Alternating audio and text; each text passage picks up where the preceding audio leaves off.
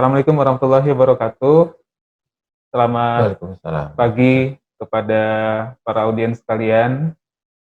Jadi pada pagi hari ini saya Dr. Ansori di sini akan berperan sebagai moderator untuk membawakan acara webinar kita kali ini mengenai peran dari imunisasi dewasa pada pandemi COVID-19. Dan hari ini sudah ada dua pembicara kita dan dua-duanya ahli pada bidangnya. Yang pertama ada Dr. Sukamto Kusno, spesialis penyakit dalam, konsultan alergi imunologi. Selamat pagi, Dok. Selamat pagi. Halo, Assalamualaikum warahmatullahi wabarakatuh. waalaikumsalam. Berikutnya ada Dr. Suzy Maria, spesialis penyakit dalam. Selamat pagi, Dok. Baik. Jadi dua pembicara ini akan men-sharing ya, ilmu mereka mengenai pentingnya imunisasi dewasa pada pandemi COVID-19 dan juga perkembangan vaksin COVID-19 saat ini yang tentu kita sedang tunggu-tunggu nih bagaimana perkembangan vaksin ini karena diharapkan dapat menjadi solusi utama untuk eliminasi dari infeksi COVID-19. Mungkin tidak perlu berlama-lama, Dok. Langsung saja ya, Dok. Baik. Untuk penyampaian materi yang pertama akan dibawakan oleh Dr. Sukamto. Silakan, Dok. Baik. Terima kasih Dr. Ansori. Assalamualaikum warahmatullahi wabarakatuh. Selamat pagi teman-teman sekalian, sahabat sehat, sahabat yang penuh dengan sukacita. Saya akan menyampaikan sesuai dengan tugas yang diberikan Dr. Ansori tentang imunisasi. Barangkali kita tidak akan tahu imunisasi itu seberapa penting kalau kita tidak tahu bagaimana imunisasi atau vaksinasi itu bekerja. Barangkali boleh dibantu slide-nya? Ya, silahkan slide berikutnya, Mas Mawan. Jadi sebetulnya teman-teman barangkali sering melihat apa atau mendengar ada kata vaksinasi, tapi ada juga yang mengatakan imunisasi. Jadi apa itu vaksinasi? Apa bedanya dengan imunisasi? Kalau kita pernah mengikuti ilmu biologi di SMP barangkali ya, atau di SD, ada orang yang namanya Robert Jenner. Nah, vaksin sebetulnya sudah lama digunakan yang dapat dibagi di era Jenner dan setelah Jenner. Nah, pemahaman imunologi memperjelas cara kerja vaksin dan manfaatnya, sehingga kalau kita ingin mendapatkan vaksin atau imunisasi, kalau kita tahu manfaatnya, tahu cara kerjanya, kita akan makin yakin. Nah, imunisasi sendiri pada umumnya diberikan pada orang yang sehat, namun juga dapat diberikan dalam keadaan khusus.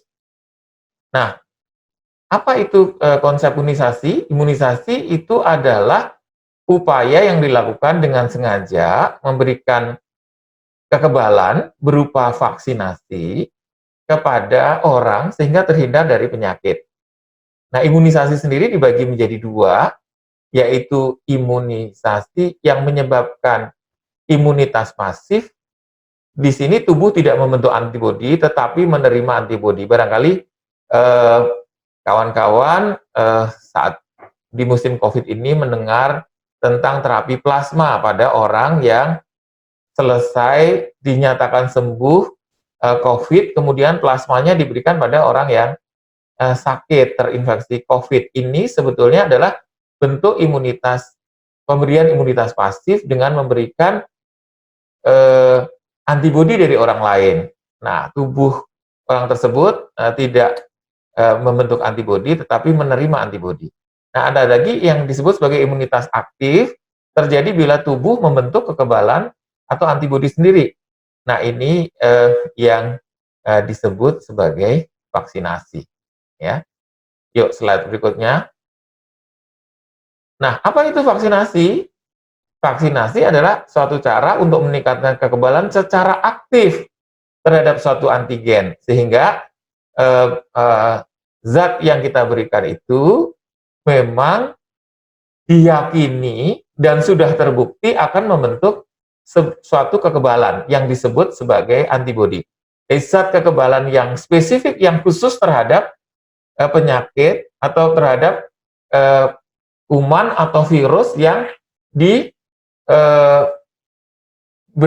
kepada orang tersebut, sehingga terbentuk kekebalan. Diharapkan kalau terbentuk kekebalan, apabila kuman atau virus itu masuk ke tubuh seseorang yang sudah divaksinasi, dia tidak akan sakit. Sehingga tujuannya adalah mencegah terjadinya penyakit tertentu pada seseorang. Tertentu ini adalah sesuai dengan vaksin yang diberikan. Tetapi tidak hanya pada seseorang, tetapi juga pada masyarakat atau populasi. Bahkan melenyapkan penyakit tertentu dari dunia seperti cacar. Nah, barangkali juga para sahabat pernah mendengar atau sering mendengar tentang herd immunity. Nah, disinilah peran vaksin. Apabila sebagian besar kelompok besar populasi mendapatkan antibodi dengan pemberian vaksinasi atau kekebalan terhadap penyakit tertentu, maka orang-orang yang tidak mempunyai kekebalan, kok bisa tidak punya kekebalan itu bisa jadi karena pilihannya dia tidak melakukan vaksinasi, atau dia sudah divaksin tetapi tidak terbentuk kekebalannya, nanti kita bahas berikutnya, sehingga populasi yang rentan tadi itu dilindungi oleh kebanyakan orang yang sudah punya kekebalan atau antibodi yang spesifik tadi. Nah, sekarang ada lagi imunitas alamiah dan adaptif. Apa itu? Nah, kalau kita bagi imunitas, itu ada imunitas alamiah atau natural, ada juga disebut sebagai imunitas artifisial atau adaptif. Kalau kita sakit hepatitis A misalnya, kita terinfeksi virus hepatitis A, maka di tubuh kita setelah sembuh akan terbentuk antibodi atau kekebalan khusus terhadap hepatitis A. Itu disebut sebagai imunitas alamiah. Nah, kalau kita terinfeksi COVID misalnya, tetapi kemudian kita sembuh dan terbentuk kekebalan spesifik terhadap COVID, maka kita mendapatkan imunitas alamiah dari infeksi setelah sakit atau setelah terinfeksi. Tapi ada juga yang pasif, ya.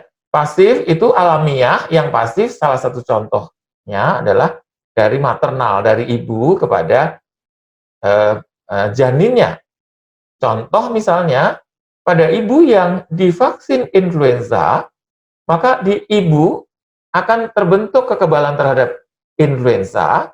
Nah, kekebalan tersebut ditransfer ke plasenta, ke bayi, ke janin melalui plasenta. Sehingga kita tahu bahwa vaksin influenza itu kalau pada bayi baru boleh diberikan setelah umur 6 bulan. Nah, kurang dari 6 bulan dia dilindungi oleh imunitas alamiah atau natural dari ibunya. Nah, ada lagi yang disebut sebagai imunitas artificial atau adaptif, itu bisa pasif, tadi yang sudah kita bicarakan, bisa aktif yang disebut sebagai vaksinasi dengan memaparkan suatu zat, baik itu seluruh komponen dari bakteri atau virus, maupun sebagian kecil bahkan sebetulnya tinggal sedikit saja bagian dari vaksin, dari komponen virus atau bakteri tadi, itu disebut sebagai imunisasi aktif atau vaksinasi. Nah, dengan demikian, kawan-kawan sudah tahu apa itu perbedaan imunisasi dan vaksinasi. Nah, jadi apa perbedaannya? Jadi kalau imunitas artificial, ya, atau adaptif, itu bisa pasif melalui transfer antibodi dengan injeksi atau dengan infus antibodi, itu disebut sebagai imunisasi pasif. Kalau aktif, ya, disebut sebagai vaksinasi, itu disebut sebagai imunisasi aktif dengan memaparkan antigen. Contohnya apa? Ya vaksin hepatitis B, ya vaksin influenza, vaksin pneumonia, tetanus, toksoid, dan seterusnya.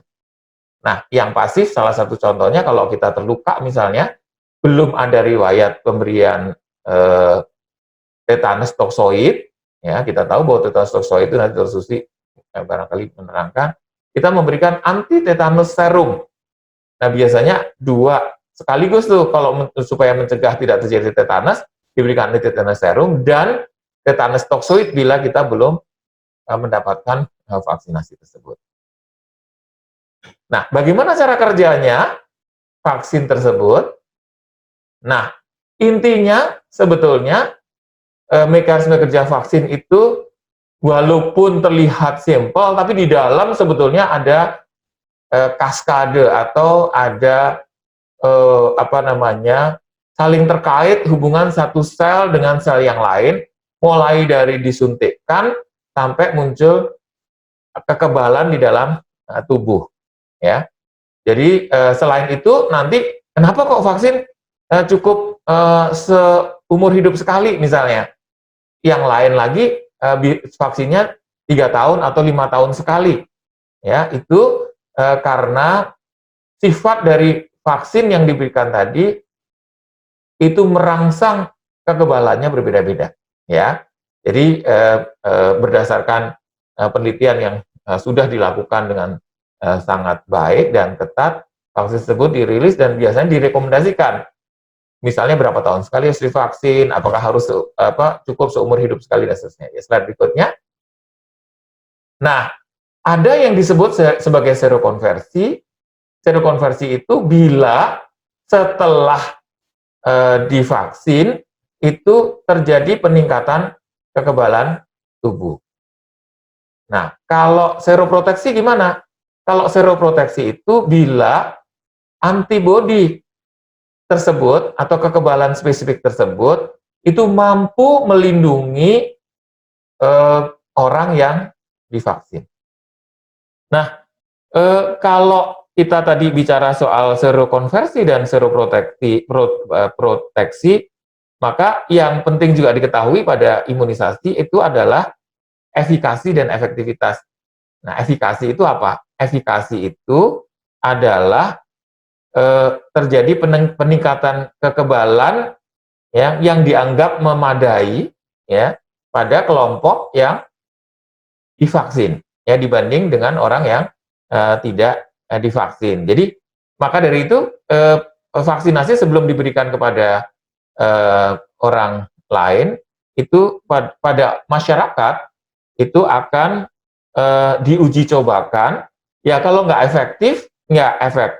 Nah kalau efikasinya itu tidak memenuhi, maka dia tidak akan diberikan kepada masyarakat. Jadi tidak dirilis, jadi selesai pada penelitian saja. Nah, efektivitas vaksin itu kemampuan vaksin dalam mencegah penyakit yang sesuai pada populasi di dunia nyata, jadi di masyarakat. Jadi kalau efikasi vaksin itu berhubungan dengan kadar kekebalan tubuh yang dianggap mampu melindungi tubuh seseorang.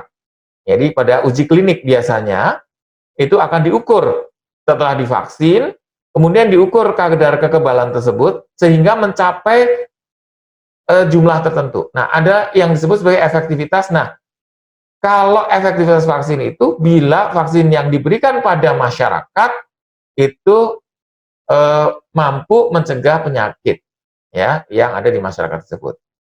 Slide berikutnya. Nah, upaya meningkatkan kemampuan vaksin merangsang timbulnya antibodi itu apa yang mesti dilakukan? Ya, bisa menggunakan vaksin hidup, ya, bisa juga menambahkan adjuvan. Adjuvan itu tambahan tertentu sehingga kemampuan tubuh untuk membentuk kekebalan itu akan meningkat. Nah, biasanya pada vaksin-vaksin yang mati.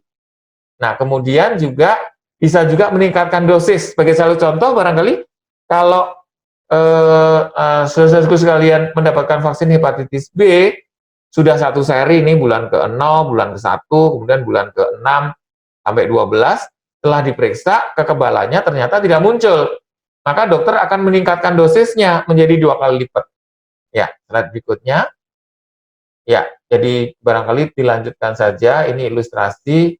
Nah, apa keuntungan dan kerugian imunisasi pasif dan aktif. Kalau imunisasi pasif, itu umurnya cuma pendek, jadi begitu biasanya diberikan pada saat seseorang sakit yang berat. Jadi pemberian imunoglobulin itu suatu zat kekebalan dari orang lain yang diberikan pada yang bersangkutan. Tujuannya adalah pada saat yang bersangkutan sakit atau pencegahan segera. Nah, kerugiannya proteksinya jangka pendek, ya, harganya mahal. Seperti kita tahu kalau seseorang terpapar hepatitis B dan dia belum punya antibodi, itu harga vaksin, harga imunisasi pasifnya itu bisa satu orang bisa 8 juta lebih. Dan kemudian efek sampingnya, karena dia komponen tubuh, ya, berupa antibodi, maka reaksi alergi punya potensi lebih besar. Ya, slide berikutnya. Ya, saya kira ini sebuah ilustrasi bahwa antigen atau vaksin yang disuntikan pada orang yang non-imun diharapkan akan penerimanya akan menjadi imun atau kebal terhadap penyakit tersebut. Nah, kalau imunisasi aktif, keuntungannya apa? Proteksinya jangka panjang, murah dan efektif, serta lebih aman dia. Jadi reaksi hipersensitivitas atau alerginya lebih rendah. Nah, ini satu ilustrasi, kalau tadi begitu dimasukkan, dia akan berangsur menurun kadarnya, sehubungan dengan waktu. Nah, kalau imunisasi aktif, makin lama dia, tergantung sifat dari vaksinnya tersebut, dia akan makin meningkat. Ya, biasanya 2 minggu atau sampai 28 hari setelah divaksin akan muncul efek proteksi vaksin tersebut.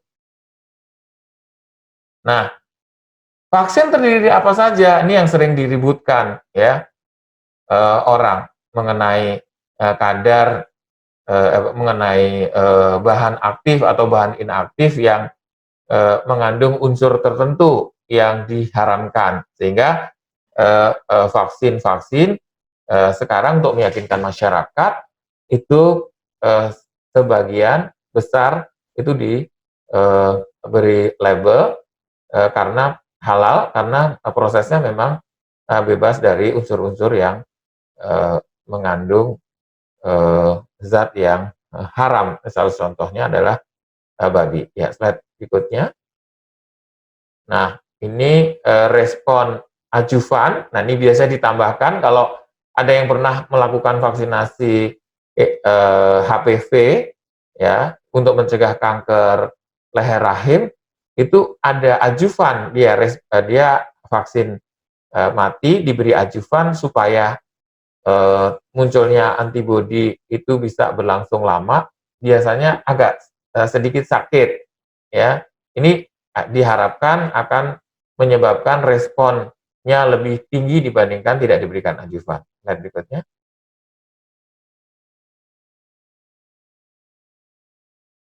Nah, kalau teman-teman mengetahui itu ada tipe vaksin. Vaksin itu ada yang vaksin virus yang sekarang sedang ditunggu-tunggu nih, misalnya virus corona. Itu ada juga vaksin bakteri. Dua-duanya yang ada yang hidup, vaksin hidup yang dilemahkan, ada juga yang inaktif atau dimatikan. Tapi ada juga yang mengandung hanya komponennya atau subunitnya. Nah, ada lagi vaksin yang disebut vaksin toksoid, seperti tetanus toksoid. Itu bukan kumannya, tetapi yang diberikan kepada orang untuk diimunisasi itu berupa toksoid, ya, atau racun yang dikeluarkan oleh, tentu saja ini aman, ya. Nah, kemudian ada yang disebut sebagai respon imun. Jadi kenapa kemudian vaksinasi ini menjawab kenapa vaksinasi itu harus diberikan secara masif kepada semua orang, ya. Kenapa? Karena ternyata di dalam satu populasi itu ada yang respon imun terhadap vaksin itu baik, tapi ada juga yang respon imunnya jelek. Kenapa? Ya, salah satu contoh yang respon imunnya kurang baik itu pada anak-anak, pada balita. Sehingga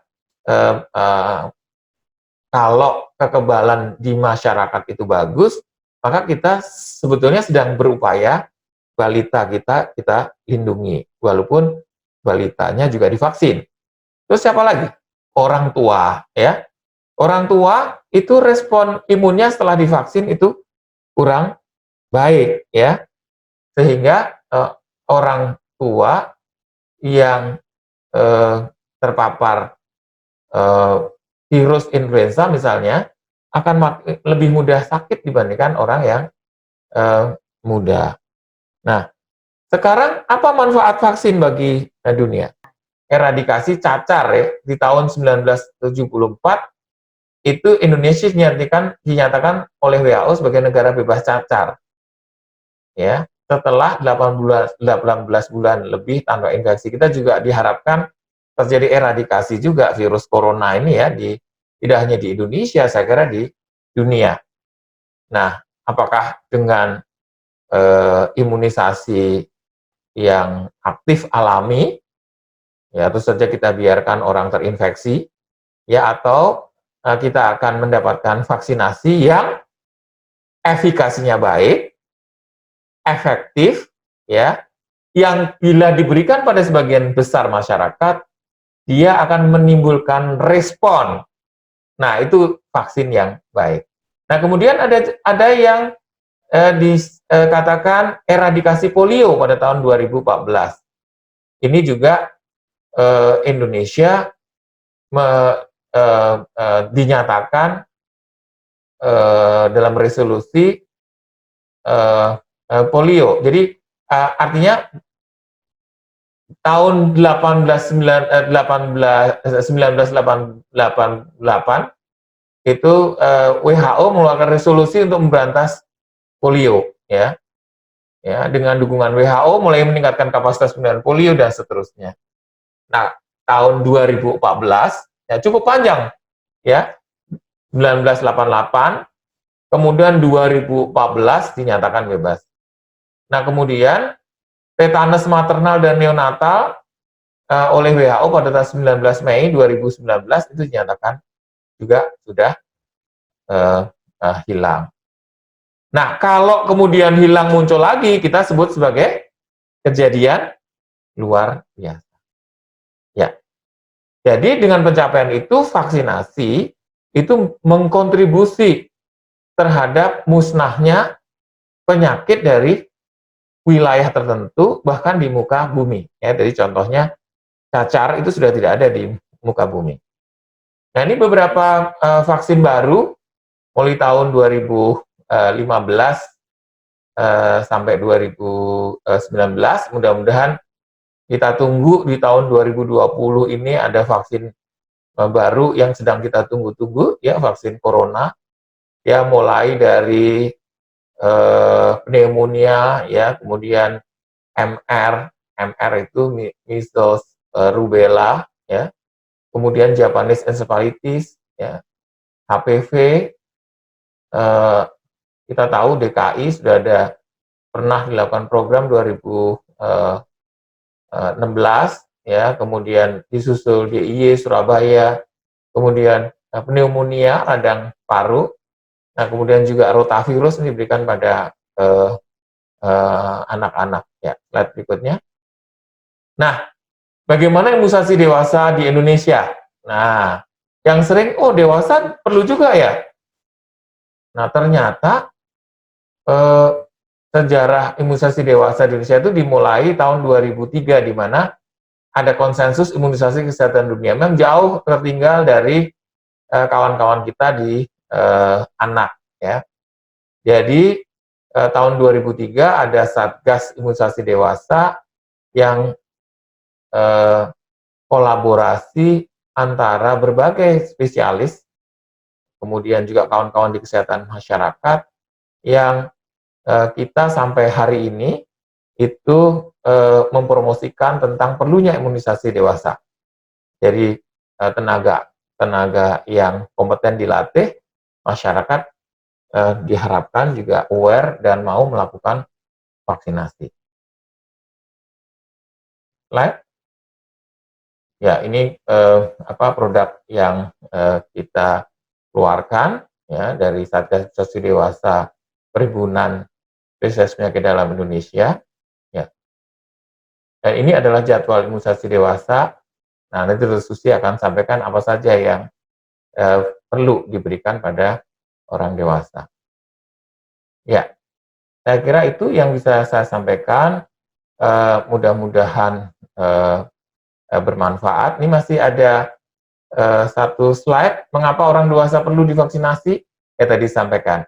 Ada kelompok yang berisiko tinggi kena penyakit, ya lansia, kurang lebih dari 60 tahun. Kemudian imunitasnya menurun atau kekebalannya menurun. Misalnya tetanus setiap 10 tahun sekali, kekebalannya menurun, maka harus divaksin lagi. Pertusis juga. Kalau flu bukan karena kekebalan menurun, karena serotipenya atau jenis flu itu setiap tahun itu bermutasi yang beredar di dunia, sehingga kita perlu memperbaharui vaksin kita. Kemudian penyakit kronis, diabetes, asma, penyakit jantung, yang saat ini pun juga terbukti sebagai faktor risiko untuk terjadi pemberatan penyakit yang terinfeksi corona. Nah, kemudian juga bahaya pekerjaan, pekerja sosial, kesehatan, pekerja sosial, pekerja laboratorium, mahasiswa, tentara atau polisi, ya, dan seterusnya. Wanita hamil juga. Kemudian orang-orang yang terjadi peningkatan risiko bila terkena influenza, terjadi komplikasi. Nah, ini orang dewasa perlu mendapatkan vaksinasi. Itu saja barangkali yang bisa saya sampaikan. Terima kasih. Mudah-mudahan bermanfaat. Baik, terima kasih Dr. Sutanto atas materi yang disampaikan, sangat menarik materinya. Mungkin lanjut ke materi Dr. Susi, Dok? Oh, silakan. Oke, baik.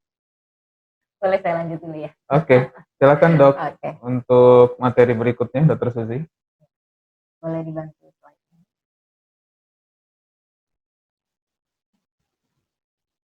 Oke, jadi tadi Dr. Sutanto sudah menyampaikan mengenai ya, dasar-dasarnya prinsip imunisasi. Sekarang saya akan lebih menekankan pada vaksinasi dewasa apa yang akan kita anjurkan atau kita berikan pada saat pandemi COVID-19 seperti ini. Nah, pada topik yang akan saya bawakan ini, saya khusus membahas mengenai vaksinasi dewasa ya. Jadi, kalau untuk vaksinasi anak mungkin tidak akan disentuh di sini.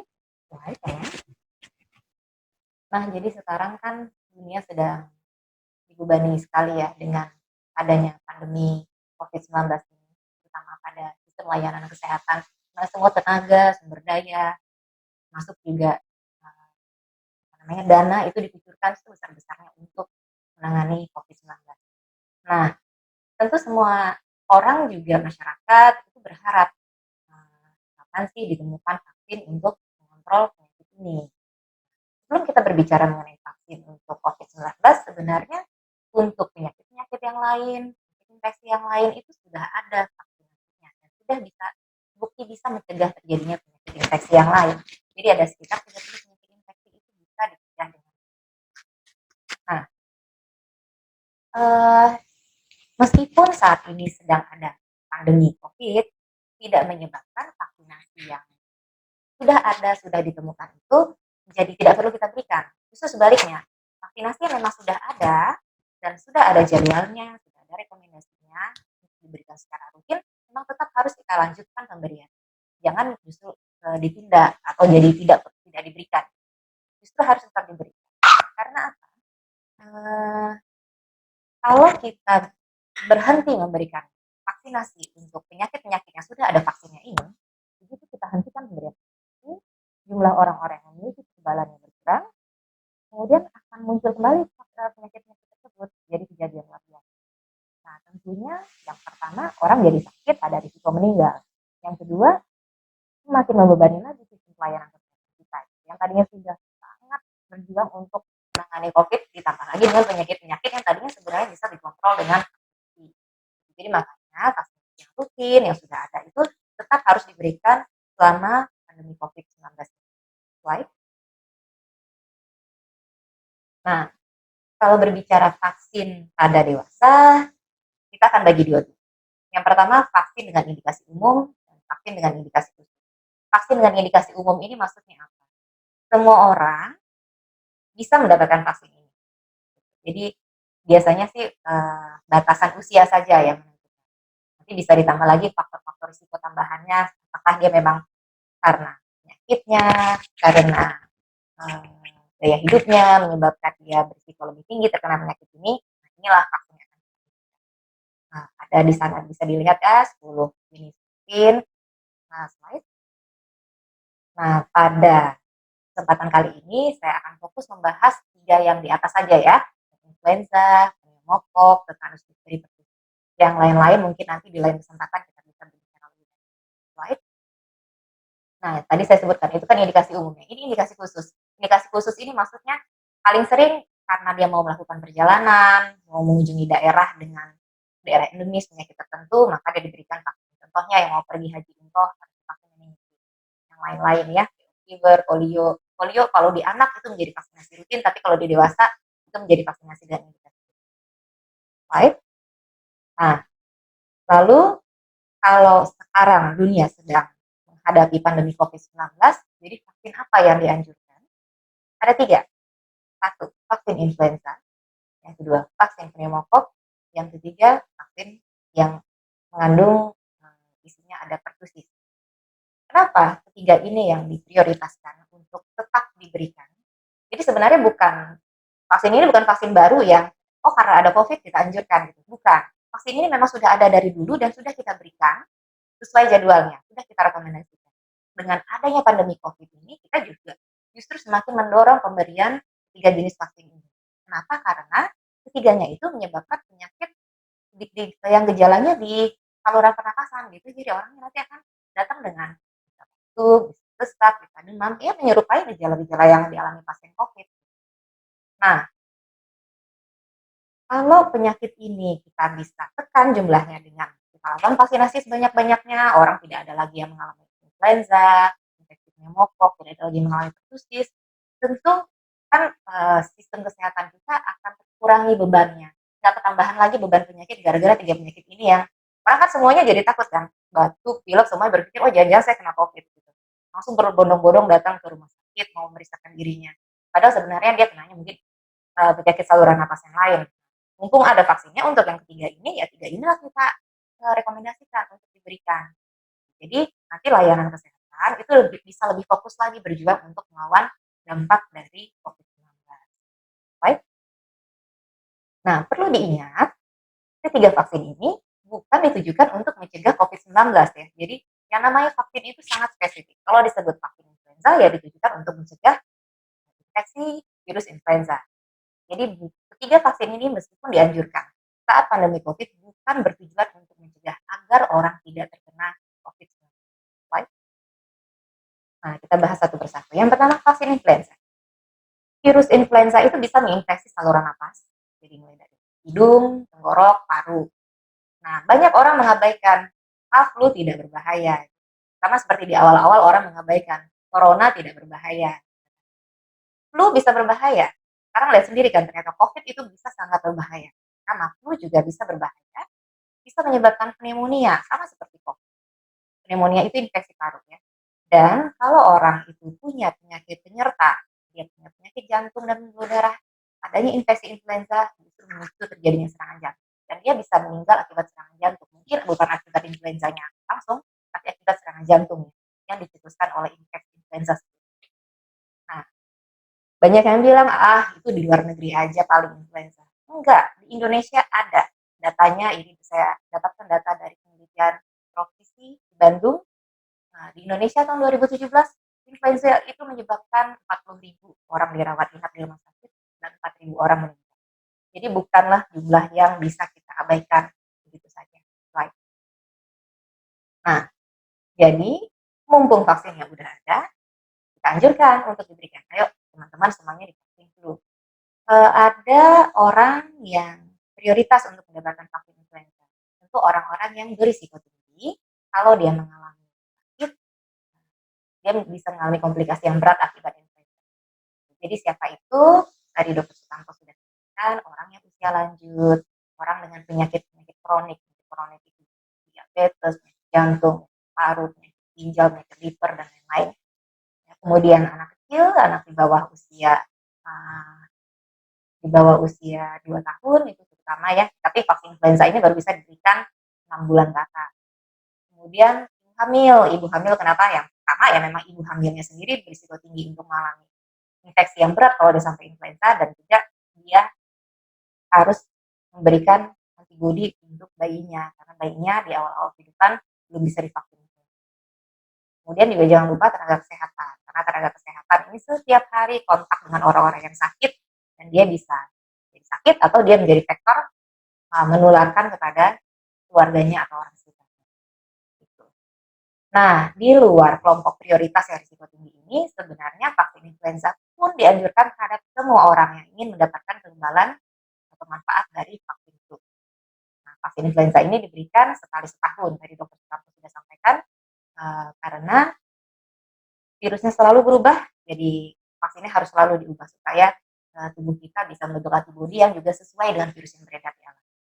Kali setahun ya. Baik. Kemudian vaksin pneumokok. Pneumokok ini sebenarnya bakteri, Streptococcus pneumoniae. Dia menyebabkan infeksi di telinga, sinus, pneumonia, bahkan meningitis. Jadi bisa sampai ke paru dan bisa sampai ke selaput otak di sistem saraf. Nah, kalau orang terinfeksi influenza, seringkali dapat tambahan bonus, jadi juga infeksi oleh pneumokok. Jadi ini penting. Slide. Nah, siapa yang berisiko tinggi? Yang inilah orang-orang yang kita prioritaskan untuk diberikan vaksin pneumokok. Yaitu siapa? Orang usia lanjut, orang-orang dengan penyakit kronik, orang yang memiliki daya tahan tubuh yang menurun, dan para perokok. Ada 2 jenis vaksin pneumokok. Ada satu jenis ya kita sebut dengan vaksin konjugat, itu dapat diberikan pada usia di atas 50 tahun. Satu lagi jenis vaksinnya adalah polisakarida, diberikan untuk usia di atas 60 tahun. Keduanya ini saling melengkapi gitu. Jadi bukan karena udah dapat yang konjugat sehingga yang polisakarida tidak perlu diberikan, bukan seperti itu. Keduanya saling melengkapi. Jadi keduanya harus diberikan, tapi ada jarak. Jadi berikan yang pertama, kemudian kasih jeda 1 dosis, nanti berikan jenis yang satu lagi dalam 1 tahun jarak. Slide. Nah, yang ketiga tadi saya sebut adalah vaksin pertusis. Tapi sayangnya vaksin pertusis ini tidak ada dalam sediaan tunggal yang isinya pertusis saja. Dia datang bersama-sama dengan vaksin tetanus, difteri, dan pertusis. Jadi dalam satu vaksin isinya ada 3. Vaksin ini adalah bagian dari program imunisasi saat anak-anak. Tapi, Dokter Sutanto sudah sampaikan, tidak menimbulkan kekebalan yang akan bertahan seumur hidup. Itu dalam seiring waktu akan turun. Jadi kalau sudah divaksin waktu masih anak-anak, ketika dewasa harus dilanjutkan boosternya setiap 10 tahun. Itu kalau dilihat di gambar tuh, kalau teman-teman tahu pertusis itu kerjanya, jadi dia batuk terus-terusan sampai pendarahan di mata. Nah, jadi siapa yang harus diberikan vaksin tetanus, difteri, pertusis? Semua usia, semua orang perlu diberikan. Setiap 10 tahun boosternya. Kemudian ekstra nih buat ibu hamil. Kenapa? Karena dia lagi-lagi perlu mentransfer antibodinya kepada bayinya nanti. Karena pertusis itu risikonya amat sangat tinggi kalau terjadi pada bayi. Jadi ketika ibu hamil pun, misalnya dia tadi sudah dapat dosis booster setiap 10 tahun, ketika dia hamil dia juga harus divaksin pada usia kehamilan 27 sampai 36. Right? Nah, lalu vaksin COVID-19 gimana? Sudah ada belum? Saat ini seluruh dunia berlomba-lomba untuk membuat vaksin COVID-19. Sudah ada lebih dari 115 kandidat vaksin yang sedang dikembangkan. Ada sekitar 6 yang sudah memasuki fase uji klinis. Nah, uji klinis itu maksudnya sudah mulai dicobakan di manusia. Nah, itu mulai dilakukan sejak Maret 2020. Tujuannya uji klinis ini apa? Kenapa sih nggak buat vaksin ketemu langsung dikasih ke masyarakat? Nggak bisa seperti itu, karena kita harus lewati fase uji klinis dulu untuk membuktikan bahwa vaksin ini memang efektif dan juga aman. Nah, berapa lama proses yang diperlukan? Kurang lebih 12 sampai 18 bulan lagi. ya setelah dia masuk di fase uji klinis. Jadi tahun 2021 ya. Oke, saya rasa itu yang bisa saya sampaikan. Saya kembalikan kepada moderator. Baik, terima kasih Dr. Susi atas materi yang disampaikan, menarik sekali. Ini kedua materinya. Kepada para peserta Bincang Sehat Imunitas, pada hari ini, silakan jika ada yang ingin bertanya, boleh menyampaikan komentar di kolom di Zoom, atau mungkin bisa juga raise hand-nya, jadi nanti dari audiens langsung menanyakan melalui suara, dan bisa juga melalui komen di YouTube ataupun dari Instagram. Ya. Sudah ada pertanyaan yang masuk? Baik, selagi kita menunggu pertanyaan yang masuk, mungkin ada sedikit pertanyaan, Dok. Ini tentu di era pandemi ini orang-orang takut KRS, Dok. Jadi bukan hanya untuk vaksinasi, bahkan untuk memeriksakan dirinya, mungkin ada gejala demam dan sebagainya, orang ragu untuk KRS, Dok. Nah, ini kira-kira vaksinasi dewasa, apakah harus dilakukan di RS, Dok? Atau bisa di rumah, atau mungkin ada saran lain untuk aplikasi yang di lapangan, Dok, selama pandemi ini? Silakan, Dok, mungkin Dokter Tanto. Baik, teman-teman sekalian, barangkali di beberapa hari terakhir ini sering mendengar istilah berdamai dengan COVID ya. Tapi barangkali istilah tepatnya kita terbiasa dengan atau hidup berdampingan dengan COVID. Bukan lalu kita merasa frustasi ya, tidak bisa memerangi COVID, tetapi eh, kita juga harus rasional dalam menghadapi COVID ini ke depan. Nah, kita tahu bahwa saat ini rumah sakit sudah mulai berbenah dan menerapkan standar tertinggi dengan melakukan screening terhadap pasien-pasien yang dicurigai terinfeksi. Jadi kalau teman-teman pernah mendengar ada zona hijau, zona kuning, kemudian zona merah, di mana zona hijau yang kemudian dipisahkan dari zona kuning dan zona merah, itu salah satu tujuannya adalah supaya orang yang berkunjung ke rumah sakit itu aman untuk tidak tertular. Nah, rumah sakit juga saat ini terus berupaya supaya pasien-pasiennya dilayani dengan cepat, jadi tidak berlama-lama tinggal di rumah sakit, sehingga kawan-kawan yang membutuhkan pelayanan itu bisa dilayani dengan cepat. Vaksinasi itu harus diberikan oleh tenaga profesional, kemudian dilakukan di pusat-pusat kesehatan yang memang berlisensi bisa melakukan vaksinasi. Ya. Jadi tidak bisa dilakukan di rumah. Kenapa?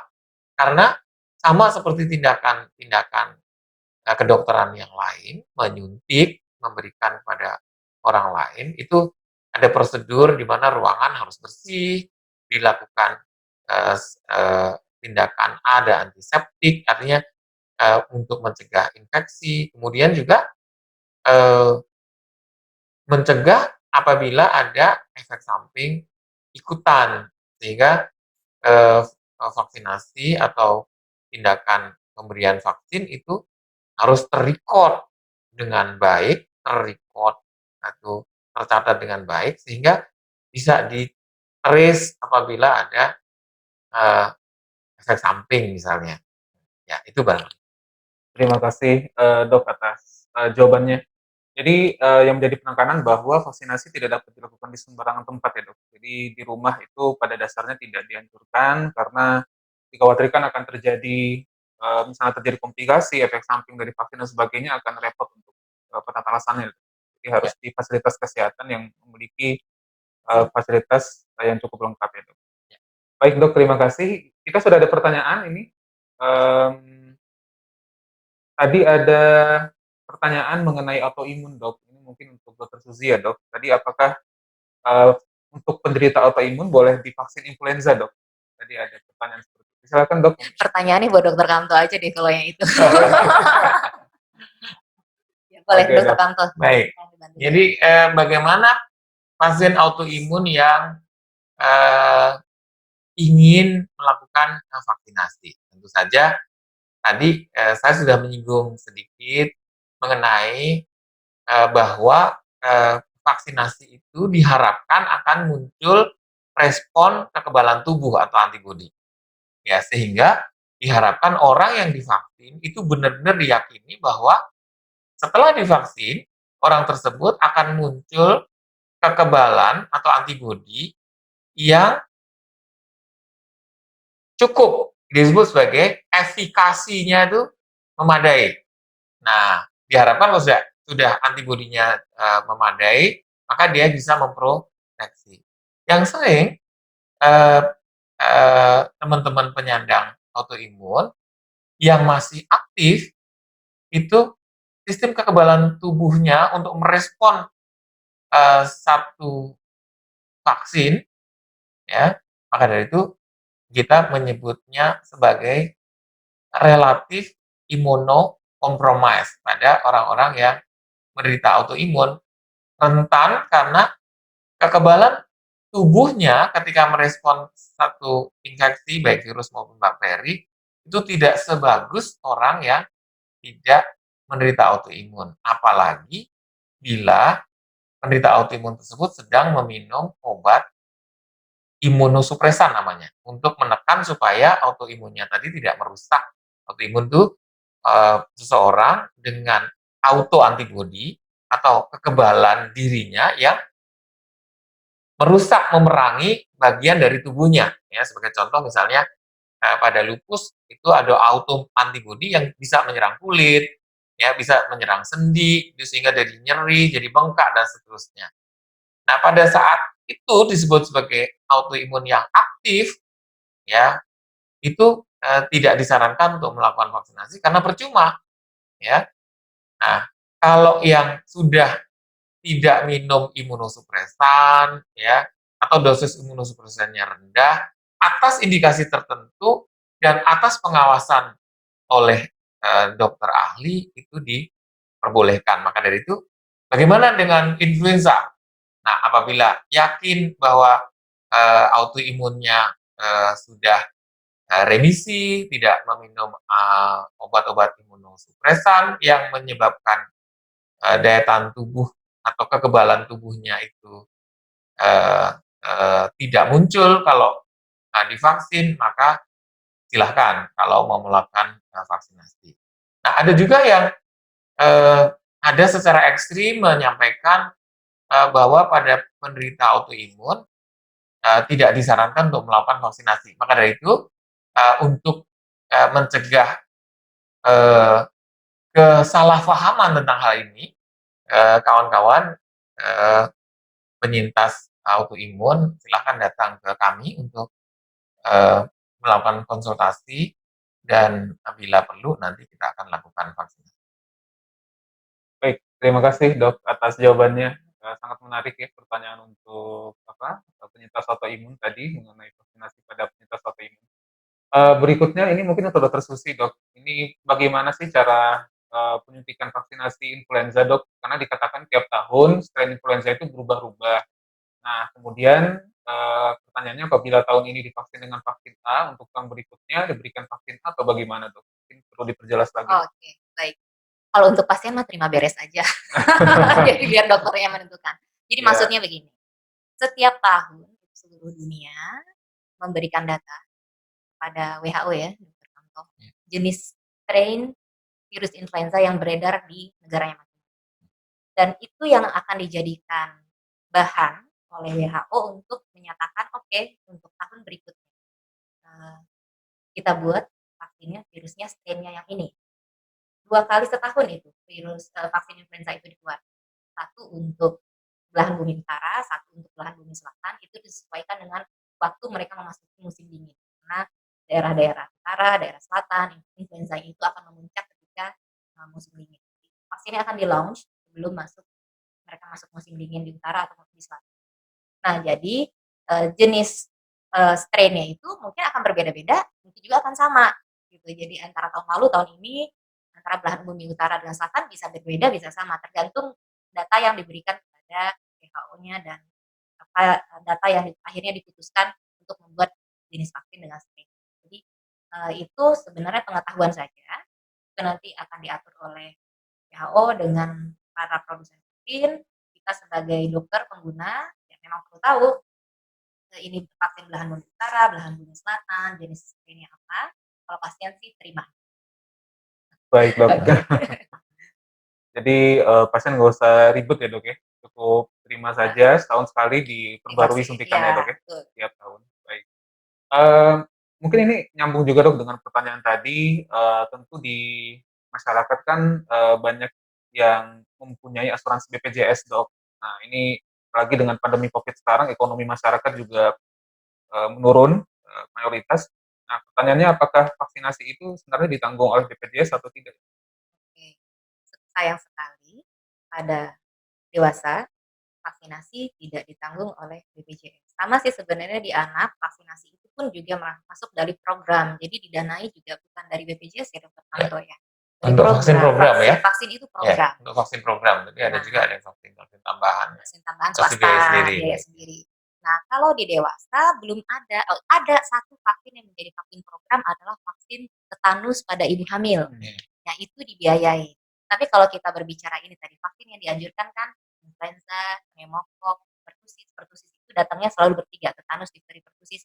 Nah, itu vaksinnya sayang sekali harus berbiaya mandiri.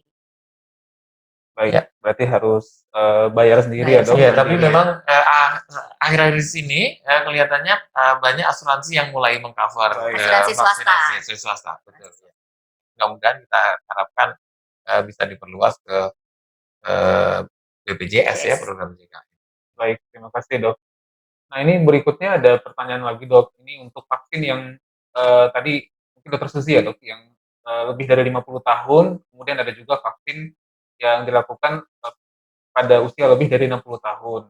Nah ini beliau bertanya apakah vaksin ini dilakukan pada usia persis 60 tahun karena dua vaksin ini berkesinambungan.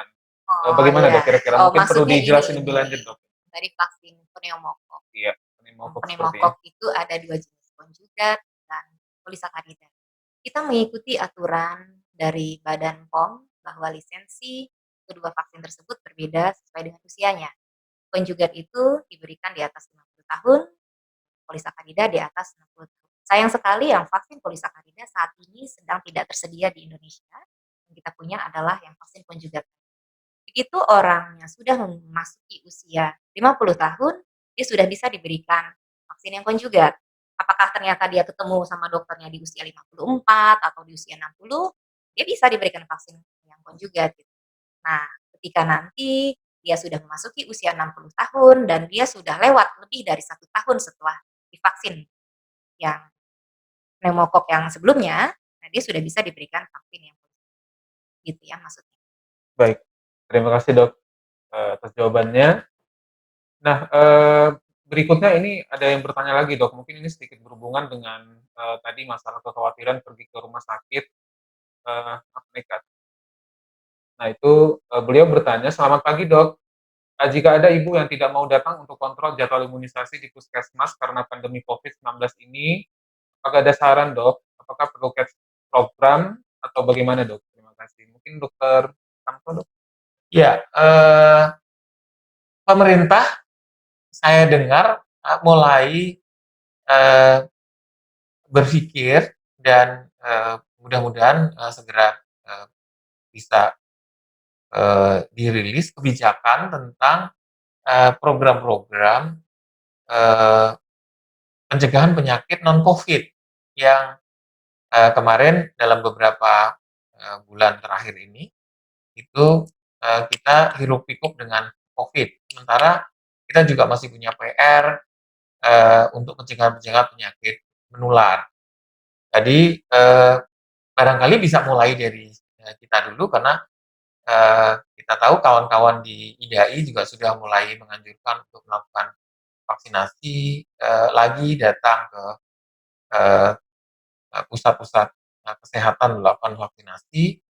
Demikian juga eh, kawan-kawan yang sebenarnya tidak hanya vaksin, penyakit-penyakit non-COVID yang lain yang punya potensi untuk menjadi parah karena kita tidak menangani dengan baik, itu dalam waktu yang tidak terlalu lama akan menjadi persoalan baru.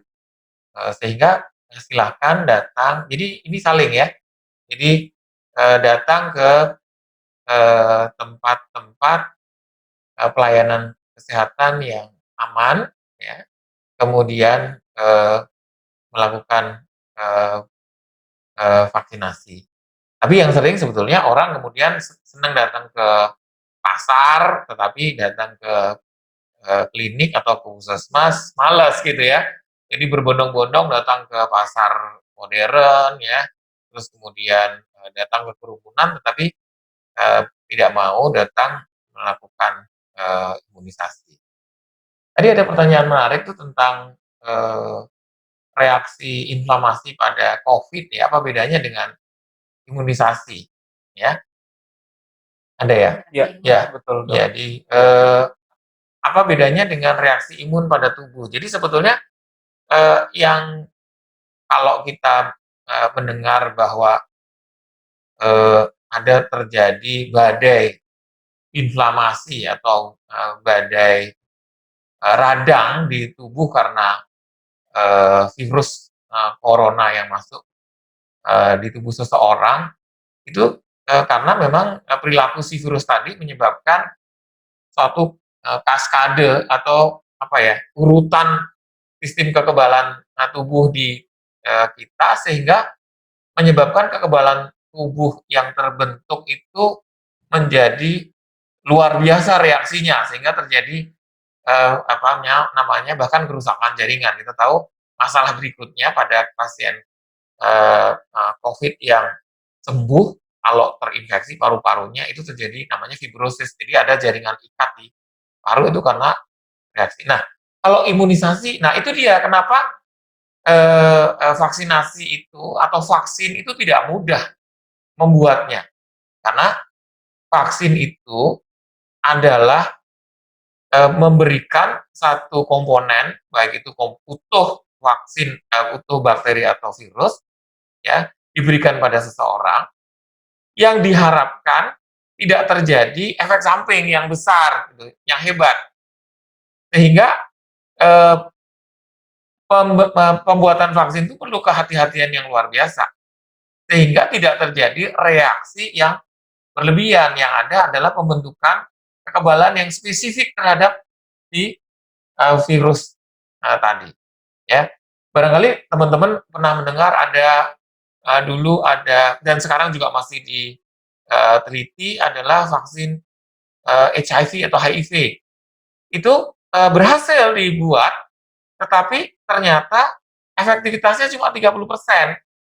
Ya, jadi muncul antibodinya, tetapi eh, tidak efektif mencegah terjadinya penularan, atau mungkin kekebalan atau antibodi yang ditimbulkan itu tidak kuat, ya. Jadi itu barangkali. Baik, Dok, terima kasih. Berikutnya ada pertanyaan lagi, ini mengenai herd immunity, Dok. Nah, ini mungkin perlu dijelaskan lebih lanjut, Dok. Kira-kira untuk negara kita itu cocok nggak, Dok, untuk menerapkan herd immunity, Dok? Ya. Baik, jadi kita bicara dulu tentang herd immunity nih kalau gitu ya. Jadi sebenarnya herd immunity itu disesuaikan kekebalan kelompok atau kekebalan kawanan atau kekebalan komunitas, ya. Itu terjadi ketika tadi saya sampaikan sebagian populasi atau kelompok tadi itu cukup kebal. Jadi sebagian dari kelompok tadi cukup kebal terhadap penyakit tertentu, ya, sehingga apa? Bisa melindungi individu yang belum mempunyai kekebalan terhadap penyakit tersebut. Siapa saja tadi disebutkan, ya, misalnya kelompok-kelompok rentan orang tua, ya, yang kalaupun divaksin itu tidak efikasinya itu tidak bagus gitu. Sehingga kalau efikasinya nggak bagus, berarti tidak efektif dia. Atau lebih tidak efektif dibandingkan pada orang-orang yang muda atau dewasa muda. Terus siapa lagi? Orang yang berpenyakit yang tidak bisa muncul kekebalannya. Misalnya orang-orang yang menyandang HIV, yang CD4 atau daya tahan tubuhnya masih rendah. Ya, demikian juga orang-orang yang mendapatkan kemoterapi itu kan nggak bisa juga di vaksin karena daya tahan tubuhnya tidak rendah. Nah, kalau sebagian besar satu kelompok tadi yang punya antibodi atau kekebalan tadi itu cukup kekebalannya, maka dia bisa melindungi orang yang rentan. Nah, itu disebut sebagai herd immunity. Jadi kalau bicara herd immunity, sebetulnya kita bicara pada konteks pemberian kekebalan secara aktif, ya, secara aktif. Nah, sebetulnya contoh herd immunity yang kemudian berhasil itu adalah vaksin cacar, ya. Jadi vaksin cacar itu berhasil membuat cacar itu tidak ada lagi di muka bumi.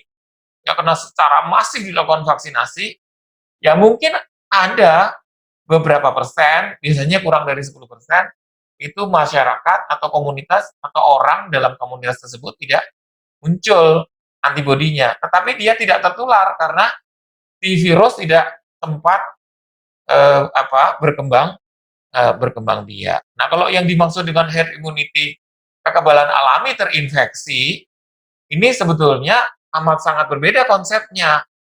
Karena satu, kita tidak pernah punya bukti bahwa orang yang setelah sakit corona ini, COVID ini, ya dia tidak sakit lagi. Ya, nah kalau cacar terbukti vaksin setelah divaksin cacar dia tidak akan terkena cacar. Tapi kalau kemudian kita belum punya bukti, kemudian dibiarkan orang terkena infeksi yang kuat akan sembuh sendiri, maka ini sebetulnya bukan konsep herd immunity yang dimaksud atau diharapkan. Sehingga kita sedang gambling sebetulnya kalau kita bicara herd immunity corona dengan mengharapkan infeksi alamiah. Karena kemudian walaupun sudah dihitung yang meninggal dari yang sakit itu kira-kira sekian persen. Nah, sekian persen itu kan orang hidup juga, ya. Kalau yang meninggal itu saudara kita, yang meninggal itu anak kita, yang meninggal itu adalah orang-orang yang tercinta kita, maka satu orang dari bahkan 1 juta itu sangat berarti. Kalau dia orang penting, pemimpin misalnya, maka tentu saja kita tidak ingin berharap herd immunity yang dimaksud pada infeksi alamiah pada COVID itu terjadi. Barangkali. Baik, terima kasih dok. Jawabannya sangat lengkap dok untuk masyarakat di luar sana. Mungkin ini satu pertanyaan terakhir ya dok, karena waktunya sudah terbatas. Dokter Santi sepertinya angkat tangan tuh. Mungkin bisa di allow untuk bertanya. Siang, Dokter Santi. Siang, Dok. Halo, ya dok. Ya, Dok. Ada pertanyaan, Dok, dari dokter? Silakan, Dok. Ya dok, saya kemarin terkena COVID dok. Lalu saya udah isolasi mandiri. Bagaimana kita bisa mengecek bahwa saya sudah timbul antibodi? Kemarin apakah bisa melalui rapid test dok? Baik, Dok. Cukup, Dok? Cukup dok. Oke, baik, Dok. Terima kasih. Ini nggak ada hubungan dengan vaksinasi nih sebetulnya ya, Dokter Santi ya. Tapi kan Dokter Santi. Baik. Jadi begini Dokter Santi, kita kalau dengan peralatan yang ada saat ini, itu kan ada tes rapid antibody yang bisa membedakan antibody IgG atau IgM. Jadi kalau IgM itu IgM itu antibody yang muncul sesaat setelah terinfeksi. Biasanya pada perjalanannya IgM akan turun dalam beberapa hari, ya, tergantung sifat kekebalan yang dimunculkan ya oleh si virus tadi. Kalau COVID katanya dalam waktu 1 bulan IgM akan turun, kemudian IgG itu akan muncul. Nah, kalau kita menggunakan kualitatif tes rapid tadi bisa membantu. Kalau IgG-nya udah muncul berarti dokter sudah ada kekebalan terhadap COVID tersebut. Nah, yang belum kemudian kita perlu buktikan bareng-barang, apakah IgG tadi cukup adekuat untuk mencegah Dokter Santi tidak tertular lagi, tidak terinfeksi lagi. Ya, ini yang perlu karena ini baru bulan Januari kan ya, akhir Desember bulan Januari. Nah, apakah kemudian tidak terkena lagi seperti misalnya DHF? DHF itu muncul antibodi, tetapi dia tidak menjamin bahwa orang yang setelah kena DHF tidak akan terinfeksi lagi. Ya, bahkan dikatakan teorinya adalah infeksinya itu sekunder, jadi infeksi berikutnya jauh lebih berat dibandingkan infeksi yang pertama. Nah, mudah-mudahan sih COVID ini sekali saja terkena infeksi seperti cacar, sesudah itu dia kebal seumur hidup. Nah, kalau bisa begitu, mudah-mudahan kawan-kawan, saudara-saudara kita yang pernah terinfeksi tidak kena lagi. Tapi selagi menunggu itu, lebih baik kita tetap berhati-hati supaya kita tidak terkena. Karena kalau misalnya Dokter Santi pernah terinfeksi COVID, berarti sebagian dari populasi yang rentan gitu ya. Jadi yang rentan itu bisa karena daya tahan tubuhnya kurang baik, bisa juga virulensi si virusnya tadi tinggi, atau lingkungan yang mendukung untuk terjadinya infeksi tadi. Ya. Baik, Dr. Kamto, terima kasih atas jawabannya. Mudah-mudahan Dr. Santi cukup jelas ya, Dok. Baik, kepada para audiens sekalian, karena keterbatasan waktu, bincang sehat imunitas kali ini akan kita akhiri. Terima kasih kepada para pembicara, Dr. Sukamto, Dr. Susi yang telah membagikan ilmunya. Terima kasih banyak. Dan kepada para audiens sekalian, nantikan kembali bincang sehat imunitas yang insya Allah akan diadakan rutin setiap minggu. Ya, kedepannya nanti tunggu saja info dari kita. Dan audiens sekalian, silakan mengikuti channel kita di YouTube dengan akun Interna Alergi Imunologi, dan juga bisa diikuti di akun Instagram kita, Interna_Alergi_Imunologi, untuk memperoleh info-info lebih lanjut mengenai masalah alergi, imunologi klinik, dan juga info mengenai bincang sehat imunitas. Terima kasih atas perhatiannya, mudah-mudahan materi pagi ini bermanfaat.